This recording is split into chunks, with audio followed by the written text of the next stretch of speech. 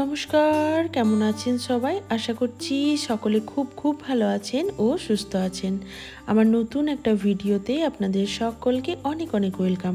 তো চলুন আজকে একটা নতুন রেসিপি নিয়ে আপনাদের সামনে হাজির হয়েছি। তো এই গত 2 সপ্তাহ ধরে এমন বৃষ্টি শুরু হয়েছে যে মনে হচ্ছে গ্রীষ্মকাল শেষ হতে না হতেই বর্ষা শুরু হয়ে গেছে। আর এই বৃষ্টির সময় কিন্তু খুবই টাটকা এবং ফ্রেশ মাছ পাওয়া যায়। তো এটা আমার বাড়ির সামনেই একটা পুকুরে মাছ ধরেছিল, একদম মাছটা কিন্তু টাটকা আছে। আর এই মাছের পেটে কিন্তু একদম ডিমে ভর্তি ছিল। তা সেই ডিমটা দিয়ে আজকে একটা রেসিপি বানাবো। তো ডিমটা খুব ভালো করে প্রথমে ধুয়ে পরিষ্কার করে নিয়েছিলাম। এখন একে একে সমস্ত উপকরণগুলি দিয়ে দেব। তো প্রথমেই দিয়েছি পরিমাণ মতো হলুদের গুঁড়ো, পরিমাণ মতো লবণ, একটা বড় সাইজের পেঁয়াজ ছোট ছোট টুকরো করে নিয়েছিলাম সেটা দিয়ে দিলাম, 1 চামচ বেসন আর হাফ চামচ মতো আদা রসুন কাঁচা লঙ্কা জিরে ধনের পেস্ট। এটা আমার বাড়িতে কড়াই থাকে, সেখান থেকে সামান্য একটু ব্যবহার করলাম। এখন হাত দিয়ে খুব ভালো করে ডিমের সাথে সমস্ত মশলা মেখে নিচ্ছি। এটা মেখে কিছুক্ষণ রেখে দেব, ওই 5 থেকে 10 মিনিট মতো।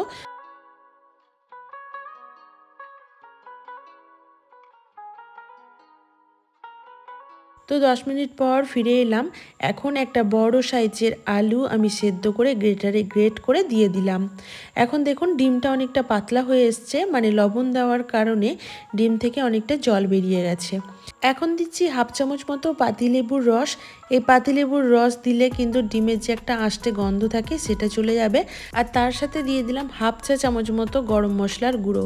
এই গরম মশলার গুঁড়ো আর পাতিলেবুর রসের কারণে ডিমের মধ্যে কিন্তু কোনো আষ্টে গন্ধ থাকবে না।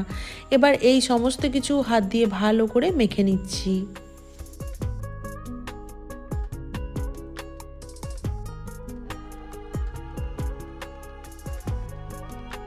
এইদিকে দেখুন আমি একটা তাওয়া গরম করতে দিয়ে দিয়েছিলাম। তাওয়ার মধ্যে দিয়ে দিয়েছি 2 চামচ মতো সাদা তেল। এটা আপনারা চাইলে সর্ষের তেলও দিতে পারেন, তো আমি এটা সাদা তেল দিয়েই বানাচ্ছি। এখন এই সাদা তেলটা তাওয়ার চারিদিকে এইভাবে দিয়ে দিলাম, একটু ছড়িয়ে দিলাম তেলটাকে, যাতে এই ডিমটা দেওয়ার পর তাওয়াতে ধরে না যায়। তাই আর অল্প তেল দিয়ে কিন্তু এই ডিমের অমলেটটা আমি করে নেব। এখন এই ডিমটা দেওয়ার পর খুন্তির সাহায্যে এই তাওয়ার চারিদিকে কিন্তু খুব ভালো করে ছড়িয়ে দিতে হবে। এই মাছের ডিমের অমলেটের থিকনেসটা যাতে সব দিকটা সমানভাবে হয়, সেই জন্য আমি খুন্তি দিয়ে দেখুন খুব ভালো করে চারিদিকে ছড়িয়ে দিচ্ছি।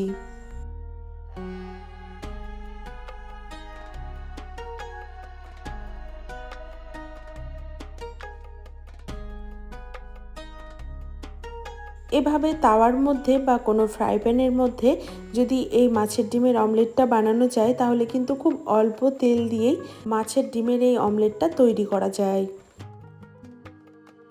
এখন এটা ঢেকে দিলাম। এখন 5 থেকে 7 মিনিট মতো কুক করে নেব। তো দেখুন 7 মিনিট পর আমি ফিরে এসেছি।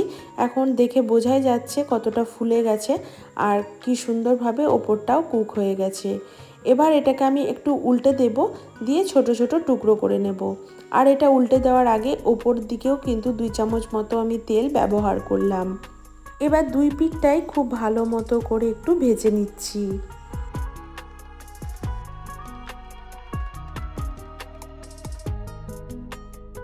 মাছের ডিমের অমলেটটা আমার হয়ে গেছে। এখন আমি একটা কড়াই বসিয়ে দিয়েছি।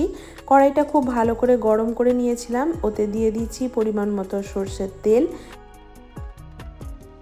তেলটা খুব ভালো মতো গরম হয়ে গেলে এতে আমি দিয়েছি 1 চা চামচ মতো কালো জিরে আর 2টো শুকনো লঙ্কা ফোড়ন হিসাবে। ফোড়নটা একটু ভাজা হয়ে গেলে এর মধ্যে দিয়ে দিলাম 2টো মিডিয়াম সাইজের কুচিয়ে রাখা পেঁয়াজ। পেঁয়াজটা দিয়ে কিন্তু 1 থেকে 1.5 মিনিট মতো ভেজে নিয়েছি। খুব বেশি লাল করে ভাজার প্রয়োজন নেই। এখন আমি এর মধ্যে দিয়ে দিলাম কেটে রাখা আলুর টুকরোগুলো। এখানে আমি 3টে আলু ব্যবহার করেছি, আর আলুগুলো কিন্তু আমি লম্বা লম্বা করে টুকরো করে নিয়েছিলাম। আলুটা পেঁয়াজের সাথে খুব ভালো মতো করে একটু ভেজে নিয়েছি। এখন দেখেই বোঝা যাচ্ছে পেঁয়াজগুলো কিন্তু খুব ভালো করে ভাজা হয়ে গেছে। এবার আমি এক এক করে গুঁড়ো মশলাগুলো অ্যাড করব। দিয়ে দিলাম পরিমাণ মতো হলুদের গুঁড়ো, লাল লঙ্কার গুঁড়ো, আর দিয়ে দিলাম পরিমাণ মতো লবণ। আর এখানে দিয়েছি 2 চামচ মতো বাটা মশলা। এই বাটা মশলার মধ্যে আছে আদা পেঁয়াজ রসুন জিরে ধনে, সমস্ত কিছু পেস্ট করে রাখা ছিল, সেখান থেকে আমি 2 চামচ মতো ব্যবহার করেছি। আর দিয়ে দিলাম দুটো টমেটো লম্বা লম্বা ফালি করে রেখেছিলাম, সেটাও অ্যাড করে দিলাম। এবার সব কিছু খুব ভালো করে মিশিয়ে নিচ্ছি আর ঢেকে ঢেকে কুক করে নেব। ভাজাও হয়ে যাবে আর আলুটাও অনেকটা কুক হয়ে আসবে। মশলাটা খুব ভালো করে কষিয়ে নিতে হবে, তবে কিন্তু এই রান্নার আসল টেস্টটা আসবে। যে কোনো রান্নাতেই মশলা যত ভালো কষিয়ে নেওয়া যায় সেই রান্নার টেস্ট কিন্তু তত ভালো আসে। তো দেখুন আমি একবার করে ঢাকা দিচ্ছি আর 1 থেকে 2 মিনিট পর পর ঢাকনাটা খুলে একভাবে নাড়িয়ে নিচ্ছি, দিয়ে মশলাটা আলুর সাথে খুব ভালো করে কষিয়ে নেব।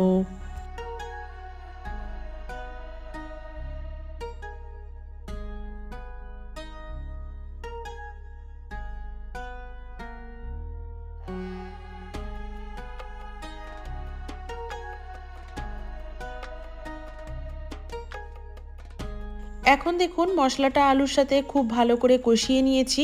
এবার দিয়ে দেব পরিমাণ মতো জল। জলটা আপনারা আপনাদের প্রয়োজন মতো দেবেন। আমি এই রান্নাটা হালকা একটু গ্রেভি রাখবো, তো সেই মতো করে জলটা দিয়ে নেব। আর যেহেতু এটা অমলেট কারি সেহেতু জলের পরিমাণটা একটু বেশিই লাগবে। যে কোনো অমলেট কারি বা বড়ার তরকারি রান্না করতে গেলে জলের পরিমাণটা একটু বেশিই লাগে। এখন ফুটে আসার অপেক্ষা, তো আর একটু জলের প্রয়োজন ছিল সেটাও দিয়ে দিলাম। এবার সব কিছু ভালোভাবে ফুটিয়ে নেব।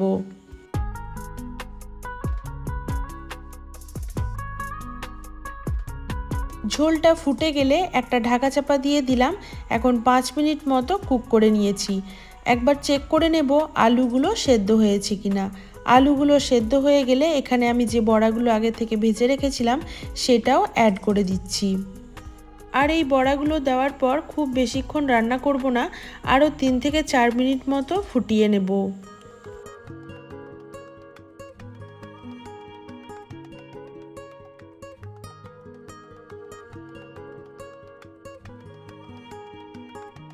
লবণটা একটু চেক করে নিলাম, মনে হলো আর একটু লবণের প্রয়োজন আছে, তাই আরও সামান্য লবণ এখানে আমি অ্যাড করছি।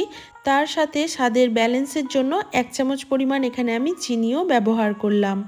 আপনাদের পছন্দ না হলে চিনিটা স্কিপ করতে পারেন, বাট আমার কাছে এই মাছের ডিমের অমলেট কারিতে সামান্য একটু চিনি দিলে নুন মিষ্টির ব্যালেন্সটা হয় খুব ভালো লাগে। এবার এই রান্নাটা আমার হয়ে এসেছে। এখন আমি সবার শেষে এখানে 1 চামচ পরিমাণ গরম মশলার গুঁড়ো ব্যবহার করলাম। যদি কাছে ধনেপাতা থেকে থাকে তাহলে অবশ্যই এই রান্নাতে দিতে পারেন, তাহলে স্বাদটা আরও বেশি ভালো লাগবে। গরম মশলা দেওয়ার পর সব কিছু নাড়িয়ে চাড়িয়ে মিশিয়ে নিচ্ছি।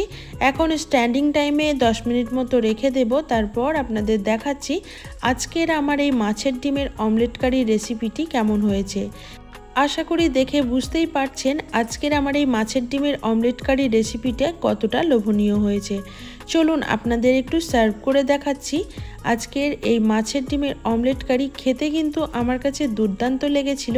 আমার বাড়ির সকলেই কিন্তু খুবই পছন্দ করেছিল, আর বিশেষ করে আমার ছেলের কাছে তো খুবই ভালো লেগেছে। আপনাদের কাছে কার কেমন লাগলো ভিডিওটি অবশ্যই একটা কমেন্ট করে জানাবেন। ভালো লাগলে একটা লাইক করবেন, আর নতুন কোনো বন্ধু আমার চ্যানেলে ভিজিট করলে অবশ্যই চ্যানেলটি সাবস্ক্রাইব করে বেল বাটনটা অল করে দেবেন। বাইরে সর্বক্ষণ টুপটাপ করে বৃষ্টি পড়ছে, আর দুপুরবেলায় গরম ভাতের সাথে এইরকম দুর্দান্ত একটা রেসিপি জাস্ট ওয়াও লাগলো আজকে দুপুরের মধ্যাহ্নভোজটা। তো চলুন আজকের মতো এই পর্যন্তই। সকলে ভালো থাকবেন, সুস্থ থাকবেন। আবার দেখা হবে নেক্সট কোনো ভিডিওতে। টাটা।